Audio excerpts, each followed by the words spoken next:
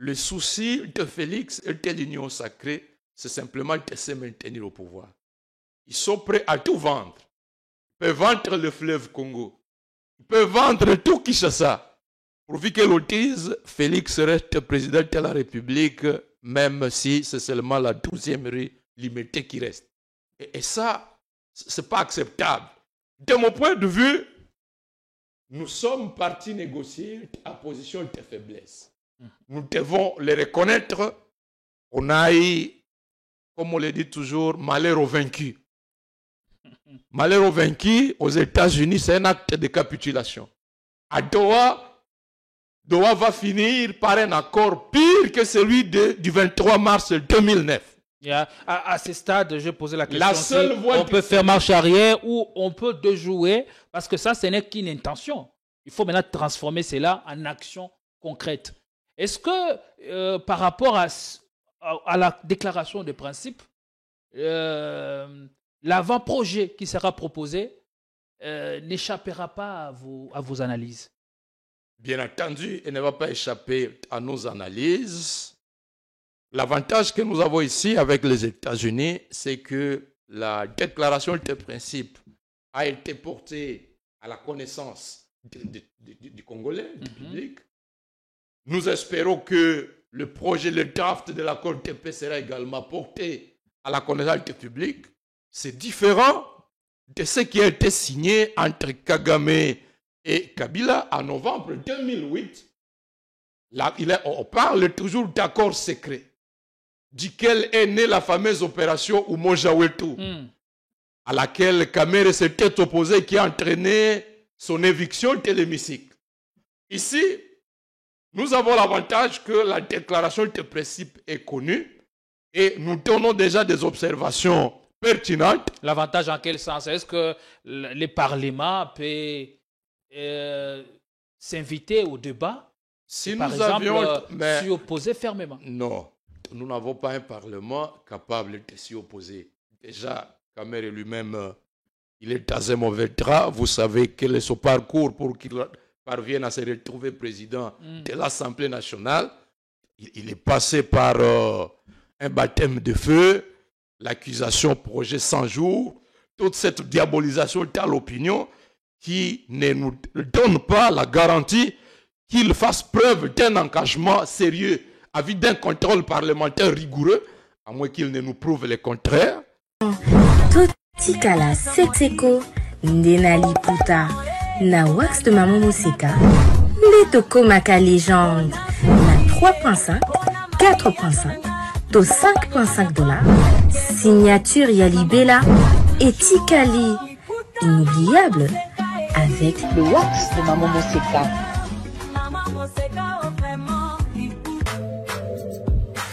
Pour un mariage chic, élégant et de haut standing, voici la salle Continental House Funa. Pour toute conférence, anniversaire, mariage et d'autres cérémonies inoubliables, c'est dans notre salle de fête qui répond aux normes internationales. La magnifique salle Continental House Funa dispose d'une capacité de 500 invités et met à votre disposition la sonorisation, la décoration, bref, tout ce qu'il vous faut pour une nouvelle expérience dans la célébration de vos événements historiques. L'hôtel Continental House Funa dispose en outre d'un service et du matériel de qualité et de haut de gamme. Nous sommes sous l'unité première rue, avenue des Charpentiers, numéro 1444, référence hôpital Achichi. Contactez-nous au plus 243 98 21 05 741 et réalisez vos rêves avec Salle Continental House Funa. Coucou, je suis Tendela, ambassadrice des chaises d'amour. Fini les événements avec des chaises qui ne ressemblent à rien. Fini les fêtes ou le deuil avec des chaises qui ne nous honorent pas. Fini les décorations avec des chaises de l'humiliation. Venez vous procurer les plus belles chaises de la capitale à petit prix.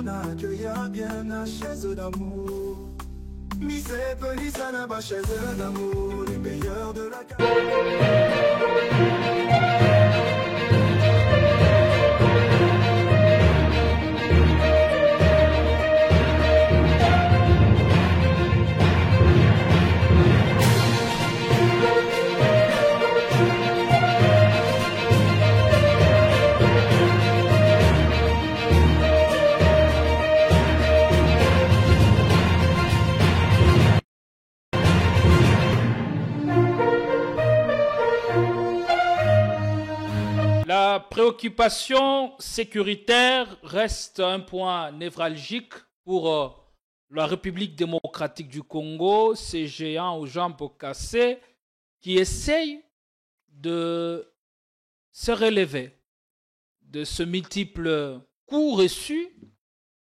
Et donc, les efforts sont en train d'être menés ça et là.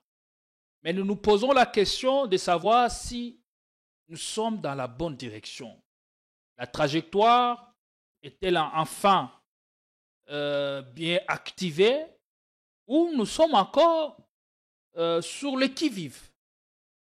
Les week-ends derniers, vous êtes sans savoir que la ministre des Affaires étrangères de la RDC a signé une déclaration de principe. 6 engagements ont été pris aux côtés de son homologue rwandais sous l'égide du secrétaire d'État américain Marco Rubio. Beaucoup d'observateurs estiment que c'est un pas nécessaire vers une paix et une stabilité dans la région des Grands Lacs, mais qui reste semée d'embûches.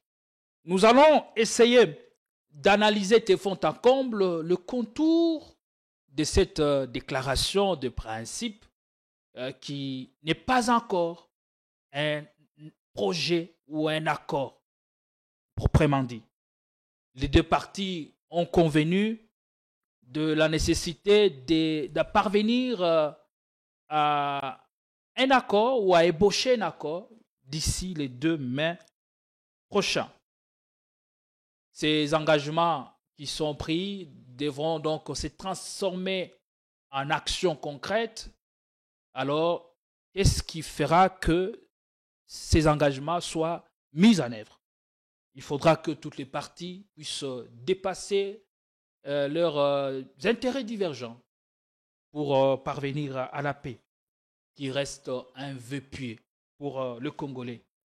Nous avons donc l'honneur d'avoir sur ce plateau le très pondéré. Avec lui, nous allons survoler la question. Jean-Baptiste Kasekwa-Mouindo, vous êtes vice-président de l'ECD, enseignant à l'Université de Goma.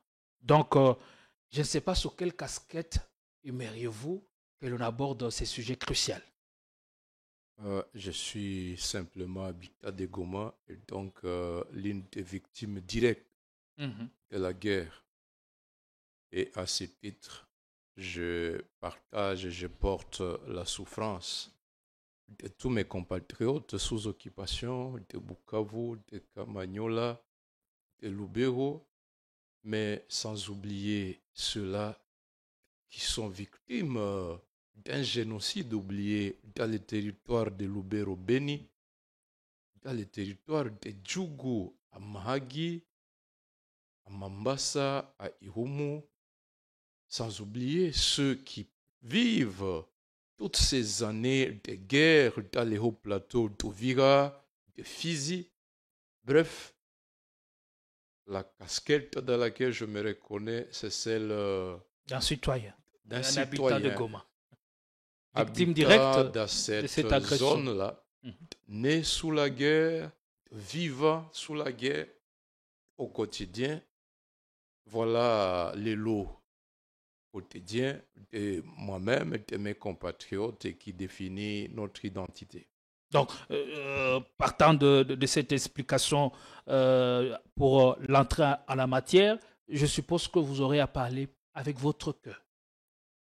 Inévitablement, cette affaire me préoccupe au plus haut point depuis que l'on a annoncé la dite déclaration conjointe entre M23 et ceux qui se sont appelés représentants de la RDC, suivi 2 jours après de la déclaration de principe confronté avec ce qui se passe sur le terrain. Donc ça me préoccupe du fait de moi-même. Mais néanmoins, nous avons l'obligation d'en parler à toute lucidité, voire à quel niveau se situe une opportunité, quels sont les défis, quelles sont les limites.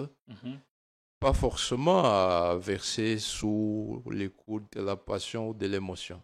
Allez, merci beaucoup, Jean-Baptiste Kassekwa, d'être là. Je rappelle que vous avez été député lors de la 3e législature. Merci d'honorer notre invitation. Sans tarder, nous allons entrer dans le vif du sujet.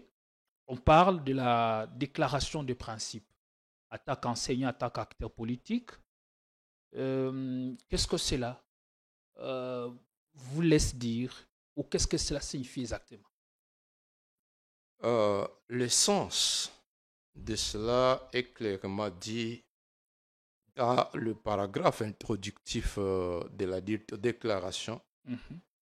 Cela veut dire que par la signature de cette déclaration, les deux pays, à savoir la RDC et le Rwanda, confirment les engagements politiques pris, contenus dans cette déclaration. Et comme vous l'avez dit à l'introduction, ces engagements sont relatifs à la souveraineté, à l'intégrité territoriale et à la gouvernance, sont relatifs aux problèmes de sécurité, relatifs au cadre d'intégration économique et régionale, relatifs au retour de personnes déplacées et des réfugiés, à la MONUSCO, forces et mécanismes régionaux, sont relatifs au projet d'accord de paix. En un mot, par déclaration de principe, les deux gouvernements confirment leur engagement en rapport avec ces 6 domaines que je viens de citer. Et à l'annonce de la déclaration de principe, vous l'avez reçu comme une bonne nouvelle. Enfin, on est au bout du tunnel, la lumière enfin est en train de déluire. Et comment expliquer le choix des États-Unis dans les efforts de paix ou dans cette médiation entre Kigali et Kinshasa? Alors, les États-Unis ont été sollicités par l'administration Félix pour venir taper sur Kagame en contrepartie de minerais. Mais en lisant la déclaration, on se pose la question de savoir si effectivement les États-Unis ont tapé sur Kagame ou pas. Déjà en décembre 2023, la responsable des services de renseignement américains a fait une tournée dans la région, à Kigali et à Kinshasa. Un cessez-le-feu a été instauré, nous sommes en décembre 2023, et même un début de dialogue a été établi entre des délégués de la présidence de la RDC et ceux du Rwanda. Pour la RDC, comme toujours, Félix en a fait une affaire de famille. Mais malgré ça, le Rwanda a continué à agresser la RDC parce que juste après l'organisation du simulacre électoral de décembre, en janvier, février, le Rwanda a encerclé toutes les montagnes autour de Sake. Le 17 février, le Rwanda a lancé une bombe à l'aéroport de Goma.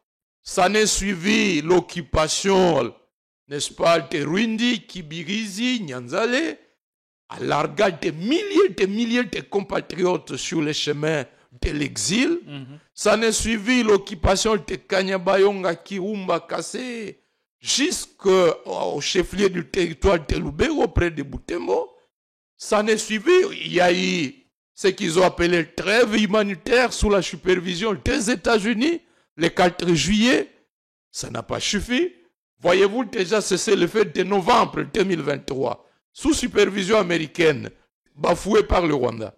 Trêve humanitaire du 4 juillet 2024, bafoué par le Rwanda, sous supervision États-Unis. Cette trêve convertie en cessez-le-feu le 19 août 2024. En dépit de tout ça, après le rendez-vous manqué du 15 décembre 2024, eh bien, c'est l'hécatombe. Le Rwanda a fait entrer ses troupes par la borne 12 et 13 aux frontières entre Goma et Gisenyi. C'est le carnage à pleine ville de Goma. Les bilans jusqu'à ce jour, il n'est pas exhaustif. Le tout premier était de 3000 morts. Les chiffres des organisations humanitaires parlent de 7000 morts. Il y a eu pillage systématique de l'économie de la ville de Goma. Comme si cela ne suffisait pas, le Rwanda a pris le contrôle de Bukavu, de Kamanyola, de Walikale. Voilà le contexte dans lequel cela se passe.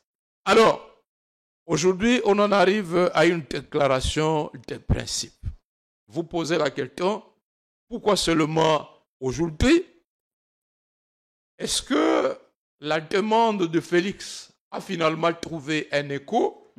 Non seulement ce cessez-le-feu-là, déjà, lorsque Kinshasa élabore ce qu'ils ont appelé le plan de neutralisation des FDLR, le 21 mars 2024, c'est en réponse à la demande américaine, les Américains qui disent, pour que nous puissions demander au Rwanda de stopper son ardeur à envahir la RDC, vider la Libye traditionnelle d'après laquelle le Rwanda vient pour chercher des minéraux, les FDLR.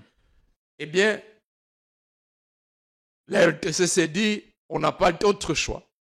Bien que nous sachions pertinemment bien que tel n'est pas le motif principal du Rwanda, mais sacrifions quand même ces réfugiés rwandais qui sont sur notre sol, élaborons un plan. On a soumis ce plan. Et disais-je, 21 mars 2024, malgré l'élaboration de ce plan, le Rwanda a continué à taper sur la RDC, à étendre l'évasion sur d'autres territoires, jusque dans les Lubero, jusque dans les Kamanyola. Et aujourd'hui, nous en sommes là. Accepter l'entrée de troupes rwandaises sur notre sol afin de traquer les FDLR, est-ce que c'était bien décidé? Bien. Est-ce que c'était bien décidé? Il faut rappeler que le motif de la recherche des FDLR a été évoqué pour justifier la guerre de l'AFDEL, pour justifier la guerre de RCD de 1998 à 2003. Et au lieu de rechercher les FDLR, tu te rappelles que l'armée ougandaise et l'armée rwandaise se sont battues dans la ville de Kisangani. Non pas parce qu'il y avait des FDLR, mais parce qu'il y avait du diamant. Les souvenirs sont encore frais. Et on a tué des Congolais. Non seulement pendant ces périodes-là, il y a eu la fameuse opération Umoja Wetu. Et pour justifier l'entrée des troupes rwandaises sur notre sol, derrière le CNTP, le Rwanda a fait la guerre à la RDC. Le Rwanda a mené ce que l'on appelle la bataille de Mushaki. Beaucoup de nos militaires ont été tués. On parle de plus de 2000 militaires tués en décembre 2007. Et fort de ces bilans-là, après avoir versé les sang congolais,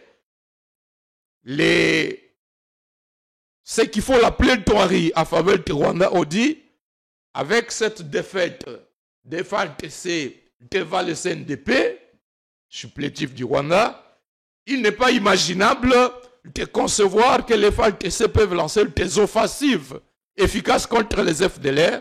Il faut donc permettre à l'armée rwandaise elle-même de poursuivre les FDLR. C'est ça le justificatif qui a été avancé.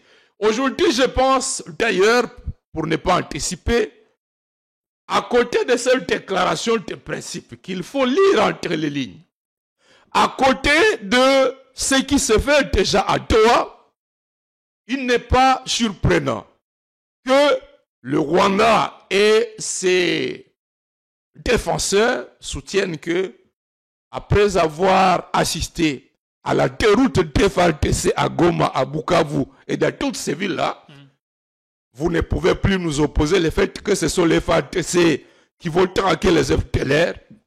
Il faut donc laisser le Rwanda poursuivre lui-même les FDLR et on aura légalisé. Donc même après l'accord, le Rwanda ou le militaire rwandais resteront sous notre sol. C'est ce que vous voulez dire. Cette hypothèse-là n'est pas exclue, mais peut-être à cause des susceptibilités, le Rwanda va exploiter deux ouvertures, deux brèches.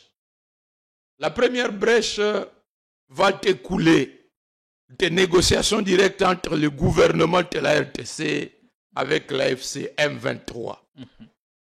À la lumière du fameux accord du 23 mars 2009, par lequel tous les militaires du CNTP, y compris des militaires rwandais, sont devenus FARDC du jour au lendemain. Il a été autorisé à ces troupes-là de ne jamais être permittés en dehors du Kivu. On leur a donné 43% des fonctions de commandement au sud Kivu, 39% des fonctions de commandement au sud Kivu, disais-je, 43% des fonctions de commandement au nord Kivu. Or, ce bilan, le CNTP l'a gagné, alors que Laurent Kunda n'avait pas réussi à prendre la capitale de Goma. Aujourd'hui, l'AFC M23 occupe deux capitales provinciales, Goma et Bukavu. Je crains qu'à Doha, l'M23 ne puisse réclamer les triples de ce qu'il a obtenu en 2009. Et par cette formule-là, l'armée rwandaise va garder le contrôle de toute cette zone, parce que pour le Rwanda, en fait, pour contrôler l'accès aux minéraux de la RDC dans la partie Est, il faut contrôler l'appareil sécuritaire. Tout à fait. Depuis que le gouvernement de la RDC a tenté de vouloir recouvrer la souveraineté et le contrôle militaire du Kivu, de l'Ituri, du Nord Kivu, du Katanga, du Nord Katanga, le Rwanda lui a fait la guerre.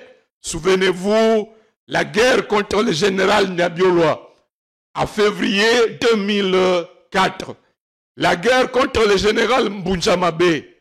La guerre contre le général Kassikila, il était encore colonel dans le territoire de Rutshuru. C'était les interventions du Rwanda étaient déclenchées à chaque fois que le gouvernement central de la RDC tentait de démanteler le réseau du Rwanda sur la sécurité de la RDC. Le Rwanda est intervenu farouchement parce que, disais-je, la seule manière pour garantir la mainmise du Rwanda sur les coltans, sur l'or, sur tous les minéraux de l'Est de la RDC consiste à garder le contrôle de l'appareil sécurité, de l'appareil de défense. Alors, donc, première brèche, c'est que le Rwanda, à travers Doha, obtienne un accord pire que celui du 23 mars 2009. La deuxième brèche, elle peut être semblable à ce que les États-Unis et l'OTAN ont appliqué pour arriver à la balkanisation du Kosovo. Qu'est-ce que les États-Unis et l'OTAN ont fait? Ils ont décidé d'abord de l'évacuation de toute l'armée serbe du territoire de Kosovo, qui est un territoire de la Serbie. Après que l'on ait frappé l'armée serbe et que l'on ait obligé Belgrade à retirer son armée, on a déployé les troupes de l'OTAN pour prendre le contrôle. On a mis le Kosovo sous tutelle internationale. On a autorisé au secrétaire général de l'ONU d'y établir une administration civile sous le contrôle de l'armée de l'OTAN. Et par la suite, on est arrivé progressivement à la proclamation de l'indépendance du Kosovo. C'est ce qui risque de se passer. Aujourd'hui, il n'est pas exclu que le Rwanda dise, bien, en application de la résolution 2773, les points 2, les M23 se retirent de Bukavu, de Goma. Le point 4, le Rwanda retire son armée. Mais étant donné que les négociations ont commencé avant que le Rwanda ne se retire. C'est-à-dire, nous négocions les couteaux à la gorge. Le Rwanda peut imposer un tir avant de quitter. Nous mettons d'accord que nous libérons ces zones, mais aucun militaire FARDC n'y sera présent.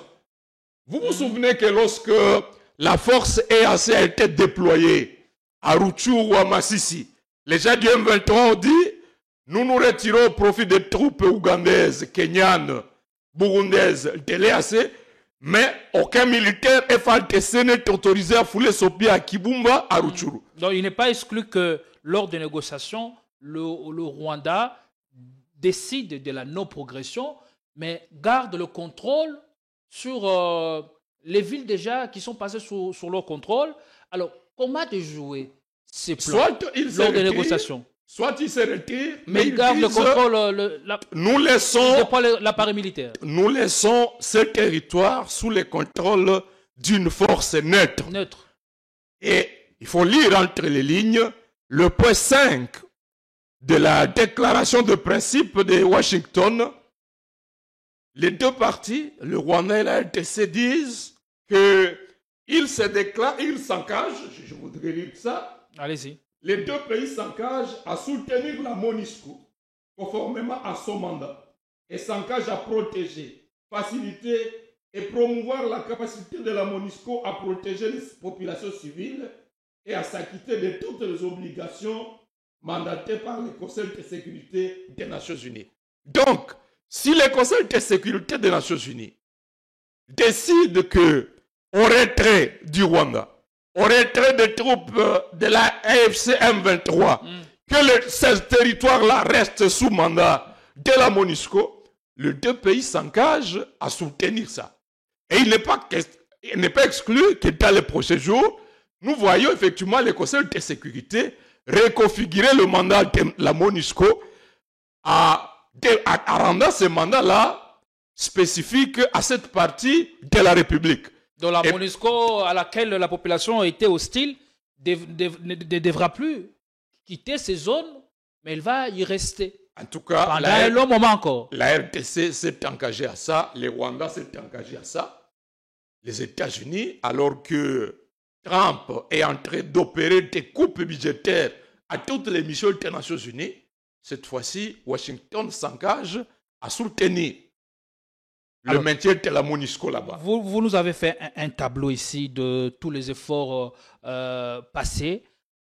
Cette fois-ci, qu'est-ce qui rassure au regard de la déclaration de principe que le Rwanda va respecter ce qui a été décidé? Parce que je rappelle que la dernière résolution sur la RDC est celle prise par l'ONU, la résolution 2773 sur la RDC. Est-ce que croyez-vous à la foi ou bien à la sincérité du Rwanda à bien vouloir respecter cette fois-ci ses engagements? Alors, l'une des grandes faiblesses de cette déclaration de principe initiée par les États-Unis, c'est l'impunité accordée au Rwanda. Il n'y a pas de paix sans justice. Il est impossible de s'imaginer que sans justice, le Rwanda va désormais s'interdire de faire ce qu'il a toujours fait depuis 1996 jusqu'à ce jour. De là, je ne vois donc pas de garantie.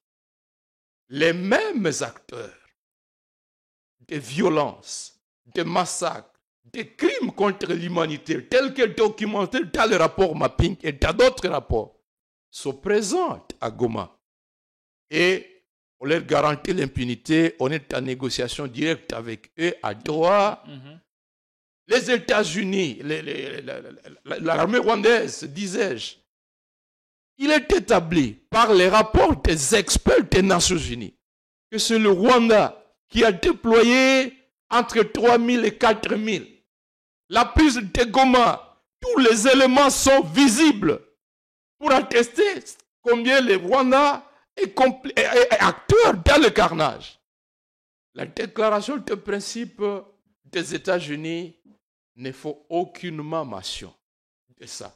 Et donc, à partir du moment où il n'y a pas de garantie de non-répétition des crimes, cette déclaration ne nous garantit pas l'instauration d'une paix durable. Donc vous êtes d'avis que c'est le Rwanda qui en tire profit? On va le voir, le Rwanda tire énormément profit. L'un des profits, c'est que, par exemple, la déclaration de principe est signée comme entre deux partenaires qui ne se sont pas fait la guerre, alors qu'en réalité, il est signé entre un agresseur et un agressé. Il y a eu bel et bien invasion. Il y a eu évasion. C'est établi par les rapports des experts des Nations Unies, dont les États-Unis font membres du Conseil de sécurité. Et comment on accepte ça, Jean-Baptiste Kasekwa? Est-ce que c'est donner raison à ceux qui redoutaient ou qui pensaient que avec la prise de Goma et Bukavu, si on se mettait à la table de négociation, on négocierait en position de faiblesse? Bien, non seulement on négocierait en position de faiblesse, nous ne sommes pas seulement en faiblesse vis-à-vis du Rwanda. À partir du moment où nous avons choisi la jouissance, plutôt que de bâtir une armée, de bâtir des cellules de renseignement, de bâtir une administration publique efficace, eh bien, nous avons décidé de mettre l'État congolais en faillite et nous sommes en faiblesse vis-à-vis de tous les 9 voisins.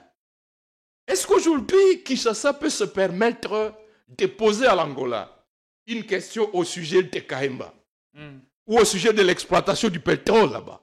Dans les cas contraires, dans les 48 heures, l'Angola déploie ses unités d'élite sur le terrain et Kinshasa peut tomber sous le contrôle de l'Angola dans les 48 heures qui suivent.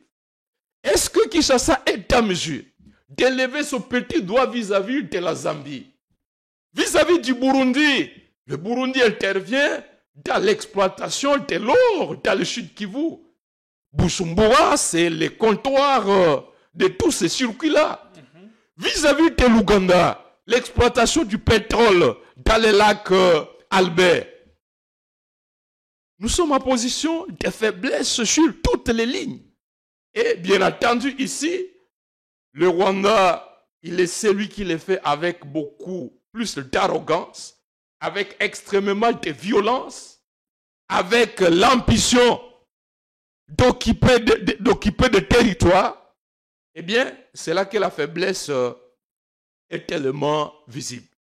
Et face à cette faiblesse, donc, nous sommes partis signer, de mon point de vue, ce n'est pas un accord qui sera signé les deux mains. Est-ce qu'il y a-t-il l'intention ou encore la volonté de part et d'autre de transformer ces intentions en engagement ou en accord? D'abord, étant donné que ces engagements sont pris pendant que la partie Est est sous occupation, c'est comme si on t'a terrassé, deux messieurs, deux bandits te terrassent, l'un s'assit sur ta tête, l'autre sur tes pieds, et on te demande de signer que tu cèdes de la parcelle. Un médiateur vient. C'est ça la situation dans laquelle nous nous retrouvons. L'armée rwandaise occupe notre sol à l'instant où nous parlons. L'armée rwandaise ne veut pas quitter, en violation même de la résolution 2773. Et on dit, avant que je ne quitte, est-ce que tu peux signer un accord de paix? Pour moi, ce n'est pas un accord. C'est un acte de capitulation. Est-ce qu'ils ne mettent pas, ils n'insistent pas sur ça au regard aussi de l'attitude des négociateurs en présence? On sait que le régime est habitué à changer d'avis après avoir signé certains accords. Est-ce que ce n'est pas à cause de ça qu'ils insistent? Et sur ce point-là, il faut donc dire que la signature de cet accord ne veut pas dire un retour, une restauration de confiance entre les deux acteurs. La guerre devra se poursuivre par d'autres moyens.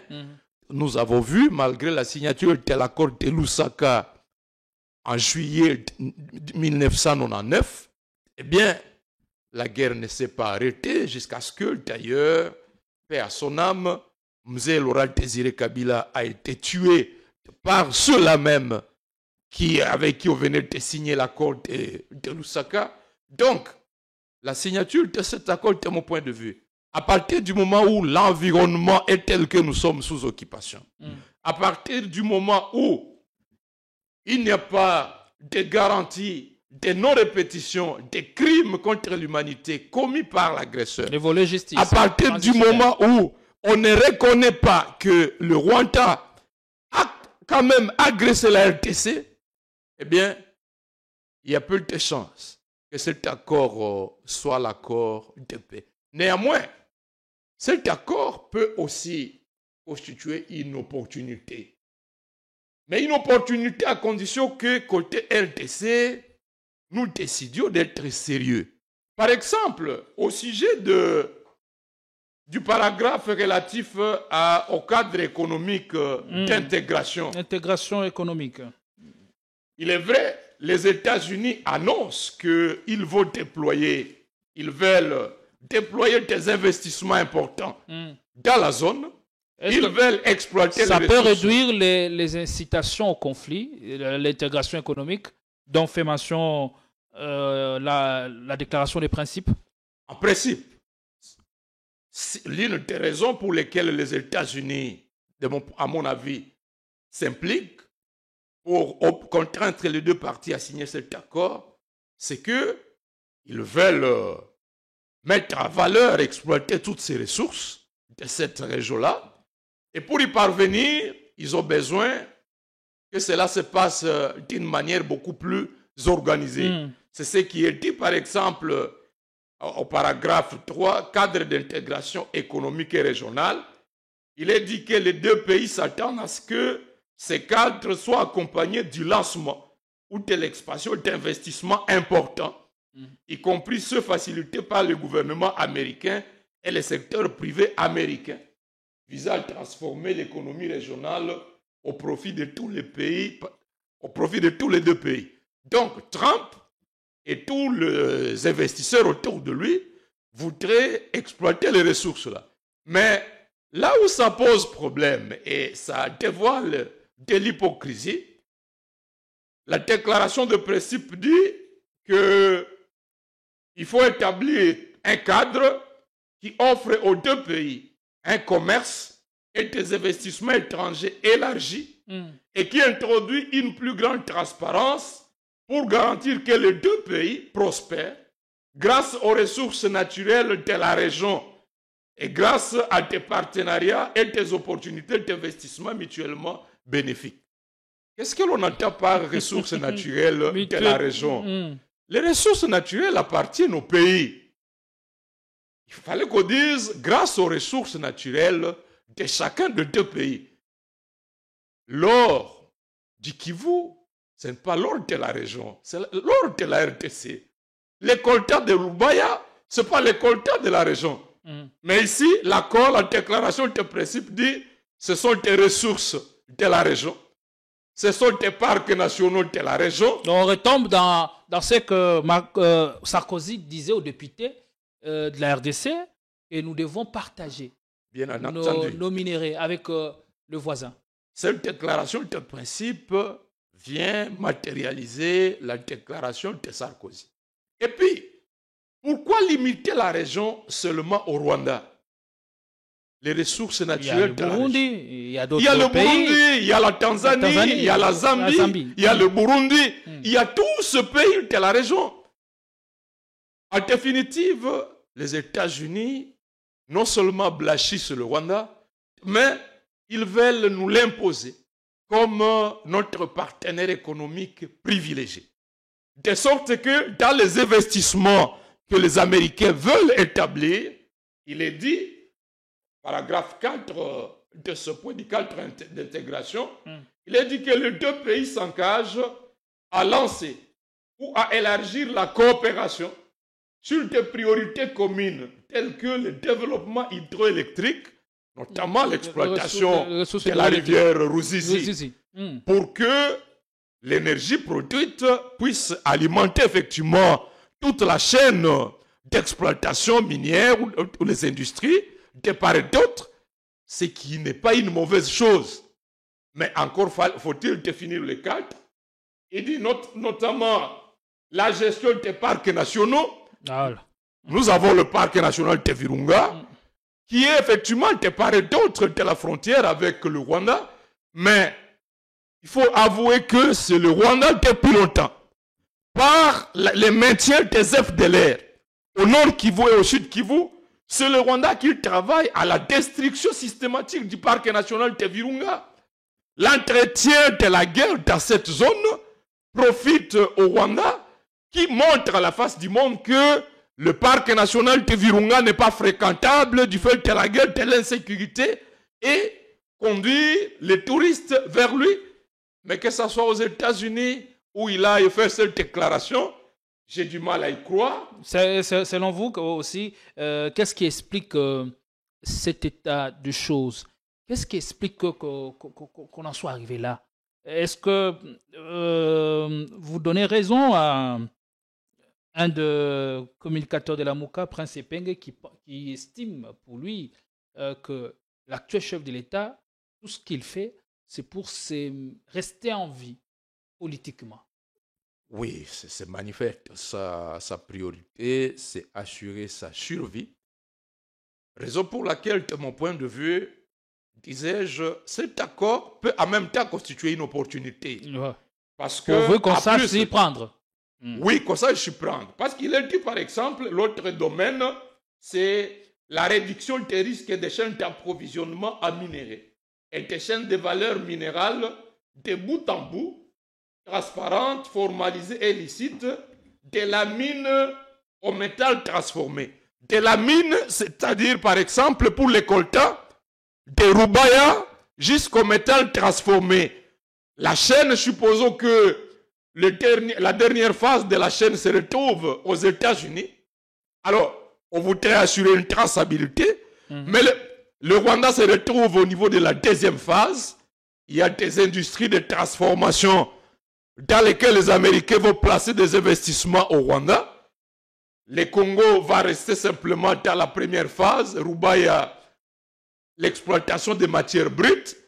Mais vous savez que celui qui donne les matières brutes gagne 5 fois moins que celui qui va offrir un produit déjà transformé. Le Rwanda va gagner plus d'emplois. Par contre, si nous étions tellement autonomes et indépendants, nous aurions demandé aux Américains de dire construisez les usines dans les territoires de Massissi. De sorte que le Congo offre déjà les coltas transformés, made in RDC. Ici, ce sera les coltas made in Rwanda. Donc, le minerai continueront à transiter par Kigali pour être étiqueté made in Kigali et puis vendu plus cher ou 5 fois plus cher ailleurs. L'accord dit explicitement cela. Mais dans le contexte pas actuel, possible de faire marche arrière. Est-il possible de faire marche arrière? Je pense que l'une des raisons pour lesquelles le Rwanda nous a lancé la guerre, c'est lorsque on a tenté de décider que l'or soit transformé à Bukavu plutôt qu'au Rwanda. Et la RDC, le Rwanda a trouvé que ces raffineries étaient privées, coupées de la chaîne d'approvisionnement. Et du coup, pour gagner le marché, il a fallu nous lancer la guerre, tuer des Congolais. Et aujourd'hui, nous signons ces cartes pour dire qu'il faut protéger la chaîne d'approvisionnement. Vous voyez ce que ça fait. Mais disais-je, même là, est-ce que le Congo est suffisamment organisé pour que déjà au niveau de la mine, l'origine des minéraux, les populations soient en mesure d'en bénéficier à terme de formation des cadres, à terme des routes, à terme d'écoles, à terme de sécurité. L'État congolais fonctionne dans un banditisme de très haut niveau, de sorte que même là où c'est l'État qui organise l'exploitation des minéraux, voyez ce qui se passe en Ituri, où l'administration de l'État de siège est accusée des complicités avec des milices comme des Codeco pour accéder à l'or. Vous trouvez, ce sont des éléments des FARDC qui sont déployés pour garder des Chinois, ça et là. Bref, l'État congolais n'est pas suffisamment organisé pour tirer profit même de cet accord de la manière dont il est formulé à l'état présent. Raison pour laquelle, de mon point de vue, l'accord ici, la déclaration de principe ne suffit pas. Je salue l'engagement des États-Unis à s'impliquer dans la recherche de la paix, mais les États-Unis feraient œuvre utile d'apporter un soutien à l'initiative beaucoup plus inclusive, l'initiative 5OSCC, qui permettrait à tous les acteurs internes de la RDC de se retrouver ensemble et décider de comment sauver l'État congolais de la faillite. Dans le cas contraire, la RDC va rester un simple réservoir de matières premières. On peut signer n'importe quel accord, mais tant que les Congolais n'auront pas relevé le défi de la gouvernance interne, eh bien, aucun accord ne nous sera profitable. La situation actuelle telle qu'elle se présente exige que, effectivement, tel que 5OSCC ont défini une très bonne approche. Je me pose la question de savoir pourquoi Félix s'y oppose. Ça confirme ce que Presse Peigne. L'Union sacrée n'est pas d'accord avec l'initiative 5OSCC. Le souci de Félix et de l'Union sacrée, c'est simplement de se maintenir au pouvoir. Ils sont prêts à tout vendre. Ils peuvent vendre le fleuve Congo. Ils peuvent vendre tout Kinshasa. Pourvu que l'on dise, Félix reste président de la République, même si c'est seulement la 12e rue limitée qui reste. Et ça, ce n'est pas acceptable. De mon point de vue, nous sommes partis négocier à position de faiblesse. Nous devons les reconnaître. On a eu, comme on le dit toujours, malheur aux vaincus. Malheur aux vaincus, aux États-Unis, c'est un acte de capitulation. À Doha va finir par un accord pire que celui du 23 mars 2009. À ce stade, je posais la question on peut faire marche arrière ou on peut déjouer, parce que ça, ce n'est qu'une intention. Il faut maintenant transformer cela en action concrète. Est-ce que par rapport à la déclaration de principe, l'avant-projet qui sera proposé n'échappera pas à vos analyses? Bien entendu, il ne va pas échapper à nos analyses. L'avantage que nous avons ici avec les États-Unis, c'est que la déclaration de principe a été portée à la connaissance du Congolais, du public. Nous espérons que le projet, le draft de l'accord de paix sera également porté à la connaissance du public.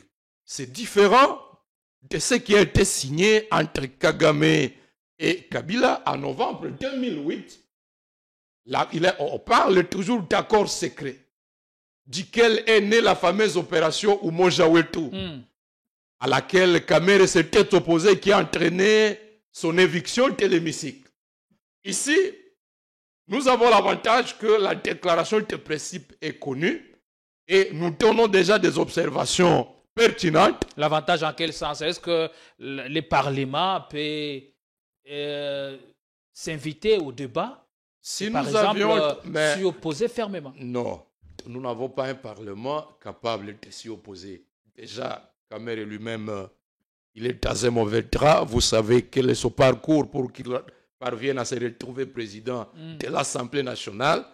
Il est passé par un baptême de feu, l'accusation projet 100 jours, toute cette diabolisation dans l'opinion qui ne nous donne pas la garantie qu'il fasse preuve d'un engagement sérieux à vue d'un contrôle parlementaire rigoureux, à moins qu'il ne nous prouve le contraire. Les députés tels qu'ils sont là, les sénateurs, c'est pas ça Maloukonde qui va se lever pour dire, bon, cet accord ici hypothèque ou constitue un bradage des ressources du pays. Non, nous avons une caisse de résonance qui a entériné, n'est-ce pas, l'adhésion à l'EAC sans débat, qui est à voie d'autoriser en violation même de la Constitution, le gouvernement a prolongé l'état de siège pour toute une année. Donc, nous avons un Parlement qui fonctionne et peut, à la manière d'un troupeau de brebis, incapable de dire quoi que ce soit à l'endroit de ce que Félix initie. Et donc, il ne faut pas s'attendre à ce que le Parlement nous sauve de ces bourbiers. Au contraire, la société civile, toutes les organisations, forces vives, les journalistes peuvent continuer à se mobiliser pour dire non. On ne peut pas accorder une prime aujourd'hui à l'agresseur et faire fi de tous les massacres, de tous les crimes contre l'humanité. Vous avez suivi la déclaration du prix Nobel Mukwege. Vous avez suivi la déclaration de la Lucha et autres.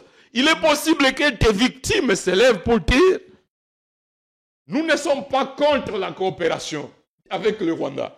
La France et l'Allemagne se sont fait la guerre et ensuite ils ont signé, établi des accords de coopération solides et sont devenus la colonne vertébrale de l'Union européenne. Le Rwanda, c'est un voisin éternel. Lumumba, les Kwame Nkrumah, les Kadhafi sont les pères de l'intégration régionale africaine. Nous devons établir des rapports de coopération, mais sur base de la justice, dans l'honnêteté, pas dans des accords mensongers. On ne peut pas construire une paix durable sur base du mensonge et du pillage des ressources. Donc les conséquences de cette guerre ou de cette déclaration de principe risquent d'être lourdes, surtout sur l'économie nationale. Parce que lorsque surtout on parle des minéraux stratégiques dont ont besoin les États-Unis dans la guerre qu'ils ont avec la Chine, eh bien, on a bradé. Bradé, il faut relativiser. Même dans le contexte actuel, les Chinois, les Libanais qui sont en train d'exploiter en Ituri, partout là, c'est la jungle. L'État congolais est absent. L'État n'a aucun contrôle. Aucun contrôle, mon frère. Aujourd'hui, on parle d'au moins 250 groupes armés dans la partie Est. C'est-à-dire que si Jean-Baptiste n'était pas un républicain, je pouvais me auriez décider, déjà votre mouvement. je pars m'établir dans une forêt à Walikale, je procède au recrutement, Kinshasa n'en sait rien, jusqu'au jour où j'en sortirai, je viens attaquer, prendre le contrôle. Le président Bosso avait dénoncé vous, ressortissants de l'espace. Vous pensez que Bosso lui-même a les mains propres? Quitter les groupes armés. Non. Donc, l'histoire nous dira si Bosso a les mains propres. Sont dans cette entreprise criminelle, ben vous n'arrivez pas jamais à les dénoncer. Ce qui se passe dans les Kwamouth, on n'a pas encore révélé ces secrets. Est-ce que ce sont les acteurs politiques de l'Est, du Nord Kivu?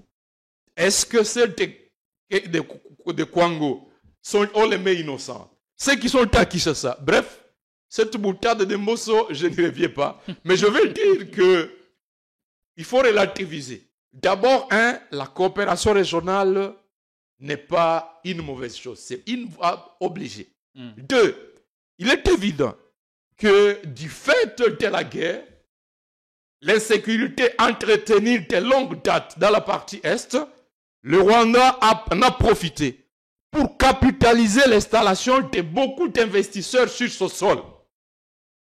Trois, il y a un désordre entretenu dans toutes les provinces par la faillite de la gouvernance à partir de Kinshasa.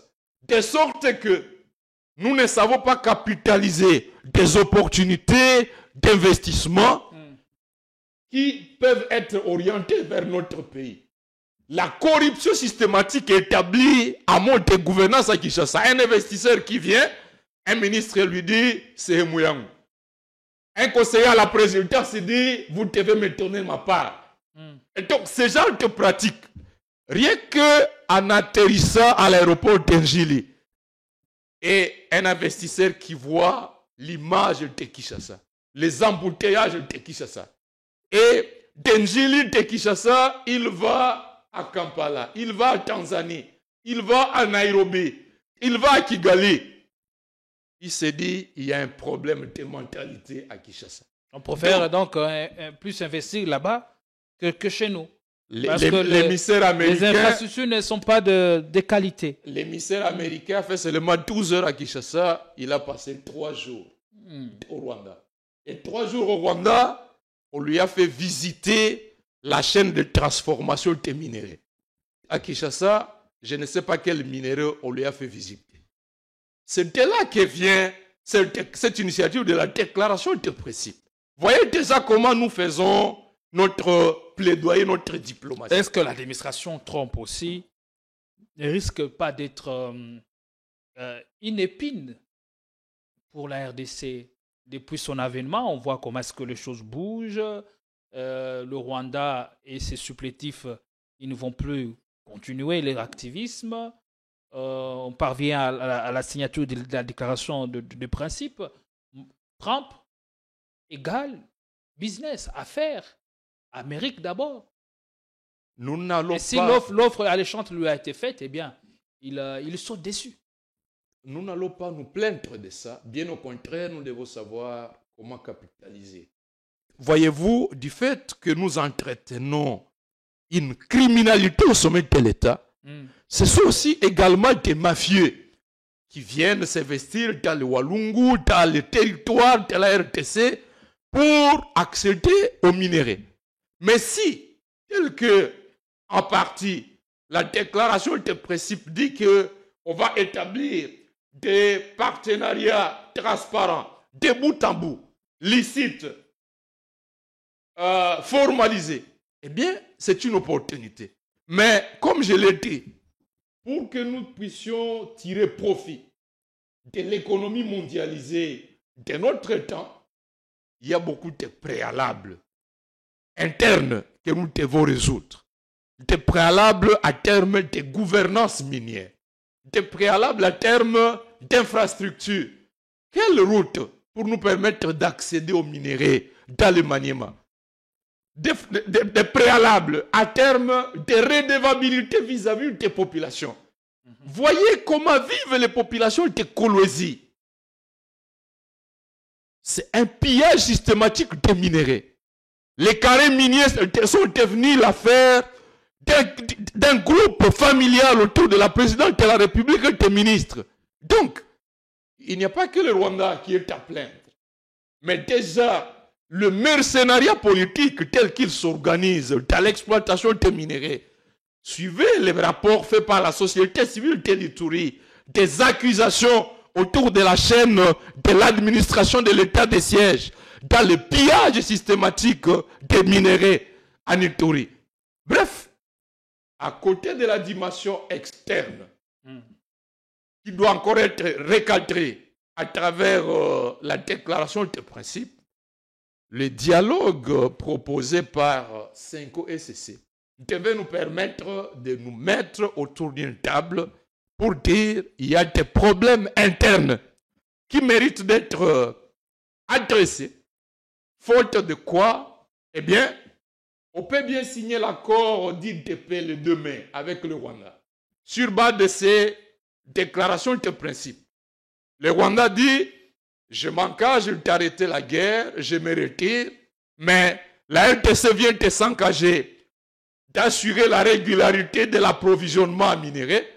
Mais si nous maintenons le chaos dans ces zones-là, le Rwanda va attirer prétexte pour montrer aux témoins, les États-Unis qui vont signer comme témoins pour dire, écoutez, nous avons été de bonne foi, Kinshasa est incapable de fonctionner. Il n'y a ni l'État, ni police, ni sécurité de ce côté-là. Qu'est-ce que nous faisons pour exploiter ces ressources? Est-ce que ces ressources seront là jusqu'au retour de Jésus? Le Rwanda va tirer prétexte pour justifier un schéma dangereux, par exemple, de balkanisation, qui n'est pas loin. Et donc, pour éviter on est en tout train de vivre ça, avec tout ça, une sorte de balkanisation économique. Il ne dit pas son nom. Oui, parce que effectivement, Kinshasa place toutes ces provinces en faillite. Et il n'y a pas que les Kivu. Voyez ce que sont les Haut-Ouélé, les Bas-Ouélé, les provinces du Katanga. Voyez la misère dans le Kasaï, dans le Bandundu, le Congo central, à l'Équateur. toutes ces promesses sont mises à faillite par la mauvaise gouvernance établie à Kinshasa. Et donc, à côté de la déclaration de principe, à côté de l'accord qui sera signé pour régler la dimension externe de la guerre, la dimension interne devrait être résolue par une approche inclusive à travers l'initiative des évêques et des pasteurs. Il ne faudrait pas que l'on tombe dans le piège de se limiter à un accord de partage de pouvoir entre Félix Tshisekedi, Corneille Nangaa et Makenga. Je crains qu'on se chemine vers là. D'un côté, l'accord avec le Rwanda et de l'autre, l'accord Tshisekedi et Nangaa. On n'aura pas résolu le problème. Par contre, il faut une approche inclusive qui nous permet de résoudre la crise de gouvernance, qui nous permet d'adopter des réformes électorales qui rassurent tout le monde, mais également recadrer cette déclaration de principe et l'accord de paix qui est envisagé, ouvrir le cadre de la coopération régionale avec d'autres acteurs, la région ne se limite pas au Rwanda, préciser que les ressources naturelles appartiennent aux États, parce que le premier paragraphe de la déclaration de la principe, souveraineté des États. Souveraineté, respect des frontières. Respect des frontières. C'est ce que l'on appelle... On a dépossédé l'argument du Rwanda selon lequel il serait en train de... son évasion serait justifiée par la conquête de territoires ou des espaces qui lui appartiendraient. Le Rwanda s'est engagé à ne plus développer cette rhétorique qui met en question la validité des frontières. Tout à fait. En diplomatie, c'est ce que l'on appelle la devise des apparences. Un chercheur appelait ça an artificial face-saving device. Il faut sauver la face. Il faut donner l'apparence de respecter le principe de la souveraineté, de l'intégrité. Mais lorsque vous lisez les contenus des articles relatifs, par exemple, au cadre d'intégration régionale, où vous allez signer des partenariats qui reconnaissent au Rwanda une partie de la chaîne et vous devez protéger cette chaîne-là. De Doha, on va signer des accords d'après lesquels, eh bien, l'armée de Makenga et autres ne devrait pas être permittée. À quoi consiste? On aura vidé cette déclaration d'intention de la reconnaissance de la souveraineté, de tout son contenu. On est déjà à la fin, merci. Donc, on ne devrait pas se féliciter. On s'en réjouit à Kinshasa par ailleurs. On ne sait pas tout cet enthousiasme est dû à quoi. Il est dû au fanatisme, parce que le fanatisme empêche de réfléchir, raison pour laquelle la philosophe Simone Weil a même prôné la suppression des partis politiques, parce que vous trouvez des citoyens manipulés comme des robots qui s'interdisent d'analyser objectivement des actes qui engagent de manière durable la République. Ils deviennent simplement des fanatiques d'un individu, et ça, c'est dangereux. Et sur terrain, le cessez-le-feu qui sera décrété, vous pensez qu'il sera respecté par toutes les parties? Alors, c'est là aussi le problème. Vous avez lu la déclaration conjointe de Doha. Au paragraphe 2, il est dit, les partis se sont engagés à œuvrer pour travailler en vue de la conclusion d'une trêve devant aboutir à un cessez-le-feu effectif. Il n'y a pas de trêve, il n'y a pas de cessez-le-feu. On s'est engagé à travailler pour œuvrer. Vous voyez la confusion. Il y a une nuance. Hein? Ouais. Il y a une nuance. On parle français. On parle français. En réalité, on ne s'est encore engagé à rien. On met la pression sur Tshisekedi. On dit, nous sommes prêts à signer une trêve à condition que tu fasses telle concession, telle autre.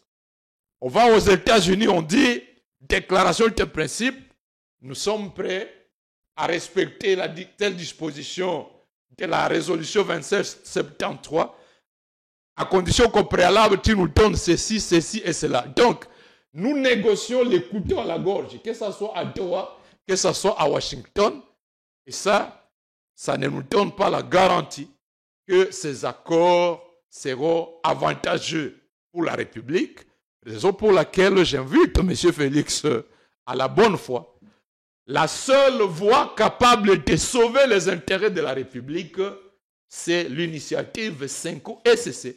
Que toutes les autres médiations, États-Unis, Qatar, Niasimbe et tous les autres, qu'ils interviennent comme facilitateurs en appui à la 5-SC, 5-SC qui seront les seuls médiateurs. C'est ce qui a été fait en 2022. En 2002, je m'excuse, à Sun City, nous avions un seul médiateur. Tous les autres intervenaient dans le cadre du comité international d'accompagnement. Trop de médiation tue la médiation. Si on doit se limiter simplement à la médiation étrangère, Doha, Washington, d'ailleurs, et les États-Unis ne sont pas absents du financement de la guerre. Depuis la prise de pouvoir par Kagame, toutes les guerres jusqu'à ce jour, on dirait que c'est le bourreau qui se transforme aujourd'hui en faiseur de paix. Nous n'allons pas revenir là-dessus pour les accuser, mais il est important que si ils ont réellement la volonté de venir investir dans un environnement pacifié, aider les Congolais à retrouver la paix, qu'ils appuient l'initiative pilotée par les Congolais eux-mêmes, que Félix cesse de privilégier, parce que si Félix s'oppose aux évêques, c'est parce qu'il estime qu'un dialogue sincère va remettre en cause son mandat, et que pour protéger son mandat, qu'importe ce qu'il aura donné à Washington et à Doha, non. Je l'invite à revenir au bon sentiment comme fils du pays, que par cette approche inclusive pilotée par les évêques et SCC, en appui, appuyé par les autres médiateurs, on décide de conclure un pacte qui nous permet de bâtir la paix et le développement de notre pays, non seulement pour 3 ans, mais pour 30 ans, 60 ans, 100 ans, et que l'on ne répète plus ce cycle illimité de violences, de guerres, dans lequel nous retombons malgré les accords artificiels que nous avons toujours signés depuis Lusaka, Sun City, accord du 23 mars. Je crains que nous ne soyons pas sortis de ce syndrome d'accords artificiels. L'approche SCC5 me paraît la meilleure. Allez, c'était Jean-Baptiste Kaswekwa Moindo sur Politicon RDC, ancien député, vice-président de l'ECD, acteur, opérateur politique et homme des sciences. C'était un honneur pour nous de le recevoir. Nous pensons que vous avez été éclairés, tous les esprits, médisent, ont trouvé leur part. Eh bien, avec la même dose de plaisir, nous vous fixons rendez-vous très très prochainement avec toute la grande équipe, avec un nouvel invité et d'autres sujets ou thématiques qui seront abordés. Allez, bonsoir chez vous et à tout à l'heure. Inch'Allah.